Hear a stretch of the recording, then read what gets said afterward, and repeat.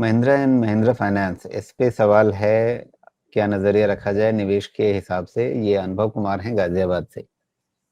कम से कम ये 5 साल के हिसाब से सोच रहे हैं, तो उस हिसाब से हमने बात की है अभी कि 5 साल का व्यू लेना बड़ा मुश्किल है, लेकिन क्या महिंद्रा एंड महिंद्रा फाइनेंस भी 5 साल का व्यू ले सकते हैं अगर बाजार पे लेना मुश्किल हो?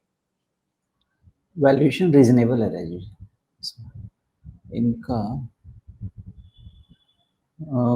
मेन इनका एसेट क्वालिटी जो मेरे पास नंबर सामने तो नहीं दिख रहा, बट अगर इनका वैल्यूएशन का व्यू लिया जाए तो वैल्यूएशन खराब नहीं है। M and M financial services, financial services valuation मुझे ठीक लग रहा है फॉर सम रीजन।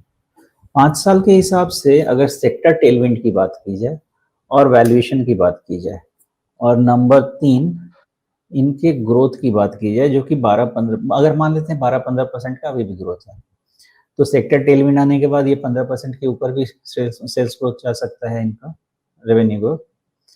तो मुझे लगता तो नहीं है कि 5 साल के हिसाब से इसमें दिक्कत होनी चाहिए, सब कुछ ठीक ठाक है। तो 5 साल के हिसाब से आपने पूछा है, इस चीज़ का ध्यान रखिएगा। बाकी इमीडिएट टर्म में तो आपको मार्केट व्यू इन सब से लिंक करना होगा, इसलिए चलते भागते में खरीद के बैठ गया और उसके बाद लग गई कुछ तकलीफ, तो भगवान जाने क्या। बट 5 साल के हिसाब से मुझे लगता नहीं है कि इसमें एज ऑफ नाउ जो इनका नंबर्स है, फाइनेंशियल का नंबर, ये बेटर ही होना चाहिए, यहाँ से खराब नहीं होना चाहिए, और बाकी तो ग्रुप तो है ही अच्छा। जी।